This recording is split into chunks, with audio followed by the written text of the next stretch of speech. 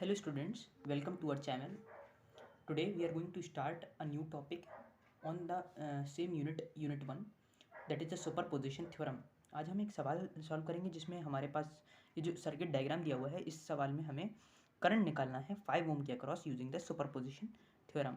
Question visible है और ये जो है इस डायरेक्शन में हमें करंट बताना है इसमें. ठीक है, तो करंट कैसे बताएंगे? तो देखिए हमारे पास जो करंट इस डायरेक्शन 5 ओम में है तो वो हम निकालेंगे सुपरपोजिशन थ्योरम की मदद से. तो पहले हमें जानना ये ज़रूरी है कि सुपरपोजिशन थ्योरम होता क्या है. तो उसके लिए हम कॉपी को थोड़ा सा ऊपर की तरफ करेंगे और जो मेन डेफिनेशन है उसकी तरफ फोकस करेंगे. देखिए सुपरपोजिशन थ्योरम क्या कहता है कि in an active linear bilateral circuit, in an active linear bilateral circuit, ठीक है, in which more than two sources are connected, जिसमें दो से ज़्यादा सोर्स, जैसे कि ये करंट सोर्स है, ये वोल्टेज सोर्स है, ये भी वोल्टेज सोर्स है, are connected, then the response in any branch, तो किसी भी एक ब्रांच में रिस्पॉन्स, जैसे कि 5 ओम वाली ब्रांच है तो इसके अक्रॉस हम रिस्पॉन्स देख रहे हैं या करंट देख रहे हैं, is the algebraic sum of the individual responses of each resource of each source. So हम क्या कर रहे हैं, इंडिविजुअल मतलब इंडिविजुअल हम रिस्पॉन्स निकाल रहे हैं जब वो अकेला एक्ट कर रहा है, व्हेन एक्टिंग अलोन. मतलब हम जब सबसे पहले क्या करेंगे, हम 2 एम्पियर को एक्टिव मानेंगे, बाकी सबको कांस्टेंट रखेंगे. तो बस यही है सुपरपोजिशन थ्योरम. ये सुपरपोजिशन थ्योरम ये कहता है कि आप मान लीजिए 5 ओम की ब्रांच है इस क्वेश्चन में, तो उसके अक्रॉस जब करंट निकालेंगे तो पहले 2 एम्पियर के हिसाब से निकालें, 2 एम्पियर को मतलब आप वो रखें और बाकी सबको हटा दीजिए सर्किट से, मतलब उनको उनकी आइडियल रेजिस्टेंस के साथ आप रिप्लेस कर दीजिए. ठीक है, तो जब आप रिप्लेस करेंगे तो उसके बाद क्या होगा, जैसे ही आप उसे रिप्लेस करेंगे तो फिर आप 2 एम्पियर के जो है उस सोर्स के उस जो सोर्स है, फॉर एग्जांपल 2 एम्पियर का सोर्स है, तो उसके रिस्पांस में आप 5 ओम के जो ब्रांच है उसके अक्रॉस करंट बता रहे होंगे. तो सबसे पहला स्टेप हमने क्या करा है इस क्वेश्चन में, जो आंसर निकाला है. तो हमेशा हम कभी भी क्वेश्चन को नहीं छूते हैं, हम इसकी एक नई सर्किट बनाते हैं और जब ये सर्किट हम बना रहे होते हैं तो हमारे सामने क्या है, वही ब्रांच बेसिक वैसी लगा देनी है. बस हमने आपको बताया था कि जो वोल्टेज की आइडियल रेजिस्टेंस होती है, वोल्टेज की जो आइडियल रेजिस्टेंस होती है वो क्या होती है, वो होती है 0. और जो करंट सोर्स की आइडियल रेजिस्टेंस होती है वो क्या होती है, वो होती है हमारी इन्फानाइट. तो इन्फानाइट वायर को हम कैसे रिप्रेजेंट करते हैं, बाय ओपनिंग इट, ओपन कर दिया दो टर्मिनल के बीच में, और इसको हम कैसे रिप्रेजेंट करते हैं, मान लीजिए ए और बी है तो ए और बी को शॉर्ट कर देते हैं, ठीक है, मिला देते हैं, है ना. आपको दिख भी रहा होगा कि हमने ए और बी को मिला दिया है और फिर इन दोनों को हमने खोल दिया है, ओपन कर दिया है. इसे हम कहते हैं ओपन, ठीक है, इसे हम कहते हैं ओपन, और इसे बोलते हैं शॉर्ट वायर, शॉर्ट वायर. ठीक. तो अब देखिए, अब हमने क्या करा, हमें हमें 2 एम्पियर के अक्रॉस निकालना है, तो हमने 2 एम्पियर रखा, 6 ओम रखा, 40 वोल्ट हटा दिया, 40 वोल्ट को उसका एक नॉर्मल वायर लगा दिया, शॉर्ट कर दिया जिसकी रेशन 0 है, 20 ओम लगा दिया है, और फिर हमने 10 ओम 5 ओम को वैसे ही रखा है. ठीक है, और क्या करा है, जो 120 वोल्ट है उसको भी वैसे का वैसे ही लगा देंगे, मतलब एक शॉर्ट वायर कर देंगे. ठीक है, उसका अब हमें पता है कि हमें 2 लूप्स दिख रहे हैं, तो I1 I2. अब देखिए, अगर आपको कोई भी डाउट है लूप्स के संबंधित कि लूप कैसे लगाए जाते हैं, लूप में करंट कैसे फाइंड करा जाता है, तो उसके लिए आप हमारा प्रीवियस वीडियो देख सकते हैं. ठीक है, तो अब देखिए हम क्या करेंगे इसमें. देखिए अभी तक जो मैंने आपको लूप में बताया था तो वो लूप वाला सवाल था, वो करंट सोर्स का नहीं था, वो था वोल्टेज सोर्स का. तो एक चीज़ और देखिए कि हम जो KVL लगाते हैं तो उस KVL के लूप में हम KVL सिर्फ और सिर्फ तभी लगा सकते हैं जब उसमें वोल्टेज सोर्स प्रेजेंट है.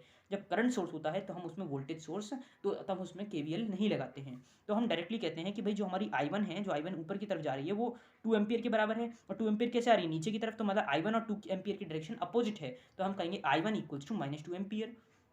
तो I1 की वैल्यू -2 एम्पियर के बराबर आ गई. ठीक है, अब हम दूसरे लूप के लिए इक्वेशन लिखेंगे, तो पहले लूप की इक्वेशन यहीं खत्म हो जाती है कि हम कह देंगे I1 इक्वल्स टू -2. अगर ये एरो ऊपर की तरफ होता तो हम कहते I1 इक्वल्स टू +2 एम्पियर, और नीचे की तरफ है तो अपोजिट डायरेक्शन है, इसलिए I1 इक्वल्स टू -2 एम्पियर हो गया. अब जब इस लूप के लिए लिखेंगे तो लिखेंगे -5I2 -10I2, और इसके लिए लिखेंगे तो -10I2 -I1, क्योंकि सेकंड लूप के रिस्पेक्ट में लिख रहे हैं तो सेकंड लूप को ज़्यादा प्रायोरिटी देंगे, सेकेंडरी जो सेकंड लूप में जो करंट है उसे ज़्यादा प्रायोरिटी देंगे, तो लिखेंगे I2 -I1, क्योंकि उस ब्रांच में I2 ऊपर की तरफ और I1 नीचे की तरफ फ्लो कर रहा है. ठीक है, प्रायोरिटी क्यों दी, I2 -I1 क्यों करा, क्योंकि हम सेकंड लूप में चल रहे हैं. ठीक है, तो इससे हमने ये क्वेश्चन बनाई है, और इसको फर्दर सॉल्व करने के बाद हमें I2 की वैल्यू मिल गई, जब हमने I1 की वैल्यू यहाँ पे 2 एम्पियर सब्सटीट्यूट कर दी. ये जो वैल्यू है यहाँ पे हमने -2 एम्पियर रख दिया होगा, जिससे हमें I2 की वैल्यू आई वो एम्पियर में. आप एम्पियर जरूर मेंशन करें क्वेश्चन में, मतलब जो आप करंट निकालेंगे कहीं पे भी, तो वो ज़्यादा सही रहेगा. तो अब हमने क्या कहा, हमने ये जो 5 ओम के अक्रॉस करंट कहा है, इस पहले वाले करंट को हमने बोल दिया कि भाई ये I डैश है. ठीक है, ये I डैश है जो हमने 2 एम्पियर के अक्रॉस निकाला है, तो हमने कह दिया कि भाई I डैश जो है वो I2 के बराबर हुआ, क्योंकि देखिए I2 भी नीचे की तरफ है और I1 भी नीचे की तरफ हमने माना हुआ है, क्योंकि हमें क्वेश्चन में किस तरफ पूछा गया, नीचे की तरफ, तो नीचे की तरफ को भी हम I डैश मान लेंगे, और I डैश ही I2 होता है, तो I डैश हमने I2 बोल दिया. आई डैश में क्यों कर रहा हूँ इसका कारण आपको अभी आगे फर्दर पता लगेगा। तो अब हम सेकंड पार्ट में आते हैं। सेकंड पार्ट में क्या है, सेकंड पार्ट वही है, लेकिन अब हम ये करंट सोर्स को एक्टिव नहीं करके बाकी के सोर्स को एक्टिव करेंगे। तो इस बार हमने 40 वोल्ट को एक्टिव करा है। तो देखिए फिगर में हमने इसमें 40 वोल्ट एक्टिव कर दिया। ठीक है, हमने 40 वोल्ट एक्टिव कर दिया, तो 40 वोल्ट ये आ गया। अब देखिए इस वाले में तो कोई करंट फ्लो करेगा नहीं। थेवेनिन थ्योरम में तो हम यहाँ पे इमेजिनरी वी लगाते थे, इसलिए I1 इक्वल 0 सेट करते थे। ठीक है, मतलब जो इसमें करंट मानते थे तो वो I1 0 हो जाता था। ठीक है, लेकिन यहाँ पे हम वैसे नहीं करेंगे। यहाँ पे हम सीधे जो सेकेंडरी लूप है उसी में करंट फ्लो करेगा, तो उसमें I1 की इक्वेशन लिख दी है। तो जो हमने सिंपली I1 की इक्वेशन, लेकिन इस बार जो करंट हमने इसके अक्रॉस माना है, जो हम 40 वोल्ट के वजह से 5 ओम वाली ब्रांच में रिस्पॉन्स निकालेंगे करंट का, तो वो I डबल डैश मान लिया है हमने। तो I double dash equals to I1 हो गया। ठीक है, तो हमने I1 ये पूरी इक्वेशन लिख दी। I1 की वैल्यू 1.14 आ गई, तो I डबल डैश की वैल्यू I1 माइनस I1 की वैल्यू बराबर हो जाएगी I डबल डैश के, क्योंकि I1 भी नीचे है, I डबल डैश भी नीचे है। I डबल डैश को नीचे क्यों माना गया है, क्योंकि हमसे जो क्वेश्चन में डायरेक्शन पूछी गई है वो 5 ओम की नीचे की तरफ पूछी गई है, इसलिए हमने डैश डबल डैश को हमने नीचे की डायरेक्शन में मान लिया है। तो I1 की वैल्यू, तो यहाँ पर हमारे पास I1 की वैल्यू क्या आ गई, ये आ गई हमारे पास 1.14। ठीक है, ये वैल्यू आ गई है, और ये I डबल डैश है। अब हमने थर्ड का निकाला। थर्ड में क्या करा हमने, 120 को एक्टिवेट करा, बाकी जो 40 वोल्ट था उसको डायरेक्टली हमने रिप्लेस कर दिया।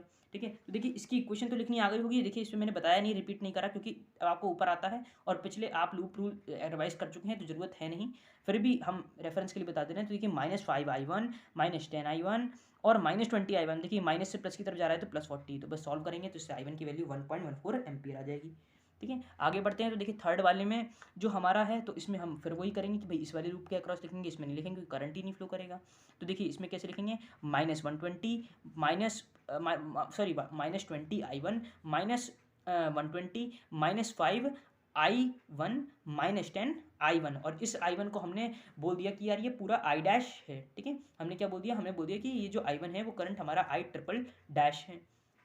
ठीक है, तो जब हम इसको सॉल्व करेंगे तो हमारे पास आएगा -5I1 -10I1 -20I1 और -120। हमने जो इक्वेशन बोली, इससे हमारे I1 की वैल्यू आ गई -3.43। अब हमें पता है कि हम क्या करेंगे, ये जो I1 है इसे हमने I ट्रिपल डैश बोल दिया था, तो I ट्रिपल डैश ही -3.43 के बराबर है।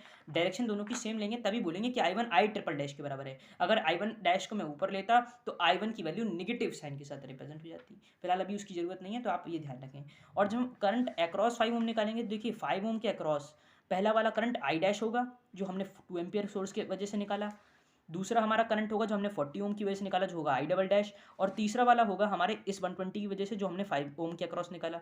मतलब हम करेंगे क्या, हम एक तरीके से तीनों का सम लेंगे। तो हमने लास्ट में यही करा है कि current across 5 ohm equals to I dash plus I double dash plus I triple dash equals to -1.44 जो उसकी वजह से आया 14, प्लस जो दूसरे वाले की वजह से आया, प्लस जो तीसरे वाले की वजह से, तो टोटल आंसर हमारे पास निकल के आया वो आया -3.43, जो हमारे इस क्वेश्चन का एक आंसर है। ठीक है, तो ये हमारा इस तरीके से क्वेश्चन जो है सॉल्व होगा सुपरपोजिशन थ्योरम वाला।